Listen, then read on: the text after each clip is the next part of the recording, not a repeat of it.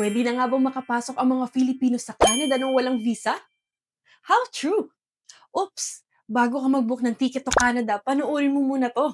Kamakailan ay naglabas ng advisory ang Canadian government tungkol sa ilang bansa na pwedeng makapasok sa Canada sa mas madaling paraan. Ibig sabihin, hindi na kailangan dumaan sa sobrang daming paperwork para makakuha ng regular Canadian visitor visa. Pero ito ang tanong, lahat ba ng Filipino pwedeng mag-benefit dito? Ang sagot ay no, hindi po lahat. Pwede ka lang makapasok sa Canada nang walang regular visa kung una, nagkaroon ka na ng Canadian Visitor Visa in the past 10 years. Pangalawa, currently may hawak ka na valid United States non-immigrant visa.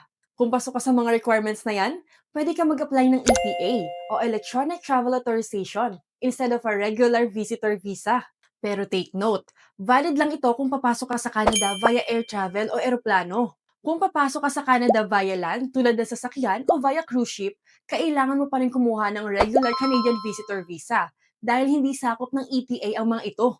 If you want to apply for ETA, pwede mong i-check ang official website ng Canadian government para makita mo ang mga requirements para dito. So, ano? Ready ka na ba bumisita sa Canada ulit?